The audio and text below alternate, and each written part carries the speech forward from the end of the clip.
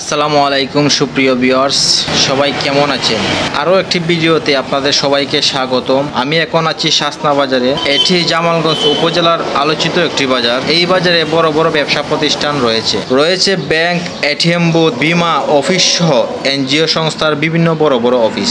এই বাজারে বিয়ের বাজার থেকে শুরু করে সবজি বাজার সবকিছুরই ব্যবস্থা আছে। প্রতিদিন হাজার হাজার মানুষের সমাগম এই বাজারে। যাই হোক, বাজার নিয়ে আমার এই ভিডিও না, আমার ভিডিও হচ্ছে শাসনা বাজার ও জামালগঞ্জ এর মধ্যবর্তী খেয়াঘাট নিয়ে। এই খেয়াঘাট নিয়ে বলা বলি আজকে নতুন নয়, আমার আগেও অনেকেই অনেক ভিডিও অনেক প্রতিবেদন করেছে এই খেয়াঘাট নিয়ে, কিন্তু কাজের কাজ কিছুই হচ্ছে না। দিন দিন মানুষের সংখ্যা বেড়েই চলছে, সেই সাথে বাড়ছে মানুষের ভোগান্তি। প্রতিদিন হাজার হাজার মানুষ ও শত শত মোটরসাইকেল পারাপার হচ্ছে এই খেয়া দিয়ে এবং ঘটছে নানা রকম দুর্ঘটনা। কিন্তু এই দুর্ঘটনার দায় নেওয়ার মতো কাউকে খুঁজে পাওয়া যায় না। একজন ডেলিভারি রোগীকে এই খেয়াঘাটের সিঁড়ি দিয়ে উঠানামা করানো মুশকিলই নয়, অসম্ভব বটে। এত দুর্ঘটনা, এত মানুষের ভোগান্তি দূর করতে পারে একটি মাত্র ব্রিজ। আমরা জামালগঞ্জবাসীর জোর দাবি ব্রিজের ব্যবস্থা দ্রুত করা হোক। গত 2 বছর যাবৎ শুনে আসছি ব্রিজ হয়ে যাবে।